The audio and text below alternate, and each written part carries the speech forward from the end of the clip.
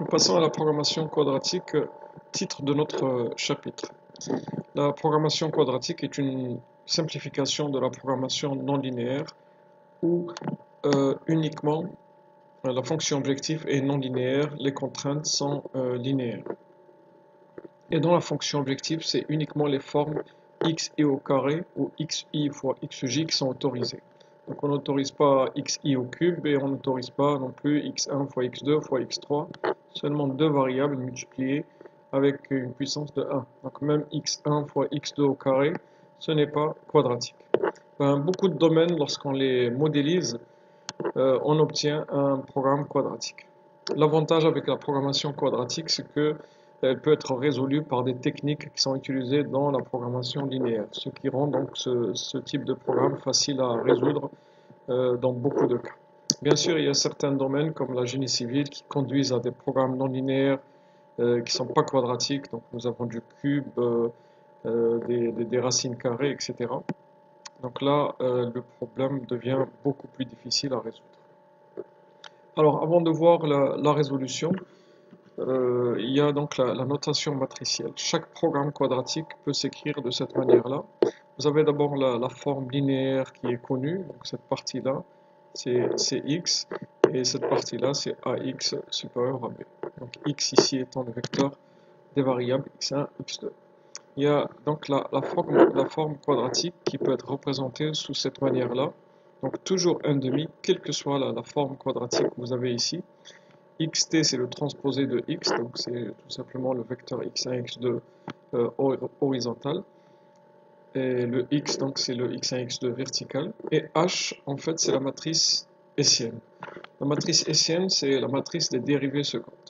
Lorsque on prend une fonction et une variable et on la dérive une fois, donc on a la dérivée première, et lorsqu'on la dérive une deuxième fois, on obtient la dérivée seconde. Lorsqu'on prend une fonction à plusieurs variables, lorsqu'on la dérive une fois, on obtient ce qu'on appelle le gradient, et lorsqu'on la dérive une deuxième fois, on obtient ce qu'on appelle la matrice hessienne. Donc essayons de voir à quoi est égale la matrice hessienne dans ce cas-là. Donc d'abord le gradient. Si on dérive, on va prendre cette partie-là, on va prendre toute la fonction objectif, on va la dériver une fois. Donc là, on va dériver par rapport à x1, ça veut dire que c'est x2, et 4x2 au carré, c'est des constantes. Et là aussi, il faut considérer que x2, c'est une constante, mais le x1, il reste. Donc là, on va obtenir 3. Ici, on va obtenir 10x1. Ça, c'est 0. Ça, c'est 0. Et ici, on va obtenir, puisque ça c'est une constante, donc on va dériver par rapport à x1, on va obtenir 6x2. Ici. On considère que x2, par exemple, c'est un 2, donc 6 fois 2, 12x1, la dérivée c'est 12, donc ici c'est pareil. Ensuite, on dérive maintenant la même fonction par rapport à x2, donc ça disparaît, là on va obtenir 7. Ici, c'est une constante, donc la dérivée c'est 0, ici c'est 8x2, et ici c'est pareil. On dérive par rapport à x2, il nous reste cette constante-là, 6x1.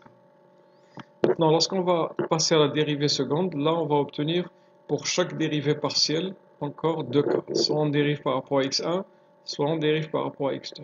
Ici, soit on dérive par rapport à x1, soit on dérive par rapport à x2. Et donc, on va obtenir quatre valeurs qu'on met dans une matrice. Donc là, si on dérive une deuxième fois par rapport à x1, ça disparaît, et 6x2 disparaît. Donc, on obtient 10. Si on dérive maintenant par rapport à x2, puisque donc le terme x2 apparaît, maintenant s'il n'existait pas, on aura ici 0. Mais puisqu'il existe, donc on va obtenir 6. Pareil, lorsqu'on dérive maintenant ici par rapport à x1, on va trouver 6. Et lorsqu'on dérive par rapport à x2, on trouve 8. Cette matrice-là est appelée matrice hessienne. Elle est toujours symétrique, c'est-à-dire la valeur que vous trouvez ici, vous allez la trouver ici.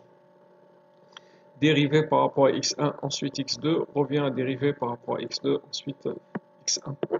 Alors, il y a un moyen très facile pour trouver la matrice hessienne au lieu de passer par tout ce travail-là. Bien sûr, dans le cas d'une forme quadratique, parce que si la forme est cubique, on va trouver ici des x. Mais si la forme est quadratique, on obtient toujours des constantes. Ces constantes-là, on peut donc rapidement les trouver. Ici, on est donc dans la dérivée x1, ensuite x1. Donc on va tout simplement chercher là où se trouve x1 au carré. On va prendre le coefficient qu'on multiplie par le degré et on trouve 10. Là, on est dans x2, x2. Donc on va directement chercher où se trouve le x2 au carré. On prend le coefficient multiplié par 2, c'est 8. Et pour ces deux valeurs-là, on va essayer de chercher où se trouve x1, x2. Ou x2, x1, c'est kiff kiff. Donc lorsqu'on la trouve, on prend directement le coefficient et on le met ici. Si la forme x1, x2 n'existe pas, vous allez trouver ici 0 et 0. Remarquez que la forme linéaire, lorsqu'elle a été dérivée deux fois, elle disparaît. Donc lorsqu'on la dérive une fois, on obtient des constantes, et voilà. Et lorsqu'on passe à la dérivée seconde, les formes linéaires disparaissent. C'est pour cela qu'on peut se concentrer, lorsqu'on fait la dérivée seconde, ou bien la matrice hessienne, juste sur la forme quadratique. Voilà, avec cette matrice hessienne, on arrive à la notation matricielle, parce que c'est quoi noter de manière matricielle un programme quadratique? C'est d'abord d'écrire cette forme générale, donc si on vous le demande dans un exercice, d'écrire cette forme générale, bien sûr si c'est supérieur, mettez supérieur, si c'est égal, mettez égal, etc. Et ensuite vous déterminez les différentes matrices, surtout H, ensuite le X, le C, et voici donc comment on note de manière matricielle. Le X, c'est X1, X2, le C, c'est la partie linéaire 3, 7, le A, c'est les coefficients, 3, 4, 9, 2, une colonne par variable, et le B, c'est le second nombre, 3 et 5.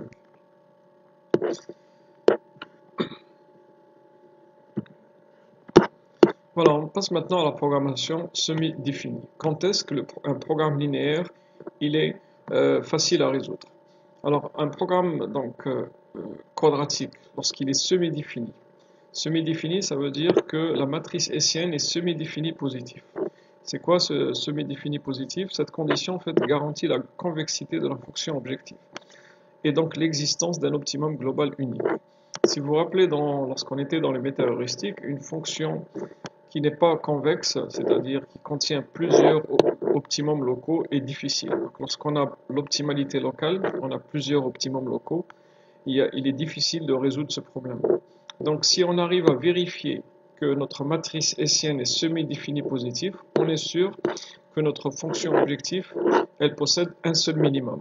Donc lorsqu'on va résoudre ce problème-là, on est sûr que ce qu'on va trouver, c'est un optimum global et non pas un optimum local.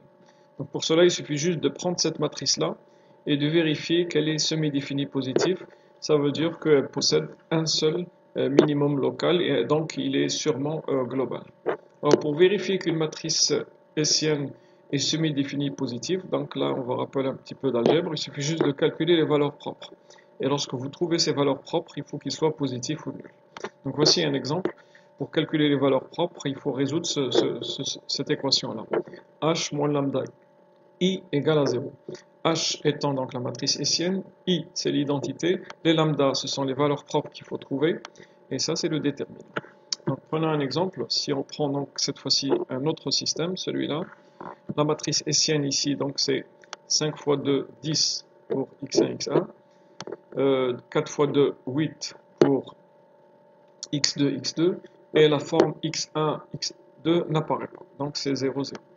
Donc on prend cette matrice-là, et on calcule h moins lambda i. Donc là, on va trouver ici 10 moins lambda fois 1, ça fait 10 moins lambda. Et ici, on va trouver 8 moins lambda fois 1. Je rappelle, la matrice identité, c'est 1, 0, 0, 1. Donc on va trouver ceci, le déterminant, donc c'est 10 moins lambda multiplié par 8 moins lambda moins 0 fois 0. Et on obtient ce système-là. Donc là, c'est assez simple parce que là, j'avais des zéros. Mais si vous avez des constantes ici, il faudra résoudre une équation du second degré. Donc il faut se rappeler du delta, etc. Donc là, on aura soit lambda est égal à 10, soit lambda égal à 8. Et donc on remarque que les deux valeurs propres sont positives. Ceci veut dire que notre matrice hessienne est définie positive ou semi-définie positive. Lorsqu'on trouve égal à 0, on dit semi-définie positive. Mais peu importe. Le plus important, c'est que elle est convexe, donc nous avons un optimum global unique. Donc, si on résout ce système-là, soit à travers la programmation linéaire, soit à travers les conditions de Kuhn-Tucker, on va trouver un seul optimum et on est sûr que c'est un optimum global. Voilà, on termine donc avec la résolution d'un programme quadratique en utilisant les conditions de Kuhn-Tucker. Et pour simplifier la résolution, on va prendre une contrainte de type égal. On va imaginer qu'il n'y a pas de g, il y a juste un seul h, h1 de x égale à 0. Donc là, on va transposer le 8 soit de ce côté-là, soit x1 plus x2 de ce côté-là. C'est kiff kiff. Donc on va écrire les conditions de Kuhn-Tucker pour ce système-là. Donc qu'est-ce qu'on va faire? On va dériver la fonction objective par rapport à x1, et ensuite on va la dériver par rapport à x2. Ensuite, tout ça disparaît, donc on va passer directement à ça. Plus mu fois la dérivée, ensuite on va dériver ceci par rapport à x1.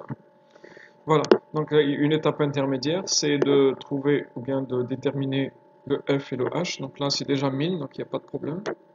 F de x c'est x1 plus 3x1 x2. Le h de x, donc on a le choix, comme j'ai dit, x1 plus 2x2 moins 8, ou bien 8 moins x1 moins 2x2. Et maintenant, on applique les conditions de Kuhn-Tucker, et voici ce qu'on trouve. Donc on va vérifier ça. Si on dérive f de x par x1, on va trouver 1 plus 3x2. Voilà. Ensuite, on va dériver h par rapport à x1, on va trouver 1 qu'on va multiplier par mu, la variable correspondante. Et on trouve plus mu égale à 0. Toujours dans cette équation-là, on va passer maintenant à dériver par rapport à x2. On trouve 3x1. Donc voilà. Ensuite, on dérive ici par rapport à x2, on va trouver plus 2 fois mu égale à 0. Donc là, on vient de terminer cette partie-là. Donc si vous faites le contraire, 8 moins x1 moins 2x2, vous aurez ici tout simplement moins et moins. Mais c'est juste. Cette partie-là n'existe pas parce qu'on n'a pas de contrainte de type inférieur à 0, bien on n'a pas de contrainte de type inégalité. Celle-ci n'existe pas, donc là on va tout simplement passer à ça. h de x égale à 0, c'est tout simplement ceci égale à 0, ou tout simplement la contrainte. Donc, x1 plus 2x2 moins 8 égale à 0, ou le contraire. Ensuite, ça aussi, ça n'existe pas parce que nous n'avons pas de variable lambda. Les variables duales correspondant aux contraintes de type égalité sont sans restriction de signe, c'est-à-dire elles peuvent être négatives, positives ou nulles. Voilà, donc on obtient un système à 3 équations et 3 inconnus qui sont x1, x2 et mu. Donc, à ce moment-là, c'est un système de Cramer qu'on peut résoudre. Donc là, nous avons les conditions de Kuhn-Tucker sont simples et on peut les résoudre par des techniques linéaires. Et voici donc la solution qu'on trouve. x1 26 sur 6, x2 11 sur 6 et le mu moins 39 sur 6. Donc, si vous inversez ici, vous allez avoir un mu qui est égal à 39 sur 6 au lieu de moins, mais c'est juste. Donc on détermine notre solution optimale, et si notre fonction objectif elle est convexe, donc si on fait la vérification, c'est-à-dire elle est semi-définie positive, là on sera sûr que c'est un optimum global, sinon on ne le saura pas. Et donc lorsque la fonction objectif n'est pas convexe, généralement on fait appel à des techniques, bien sûr pour des gros problèmes, à des techniques heuristiques.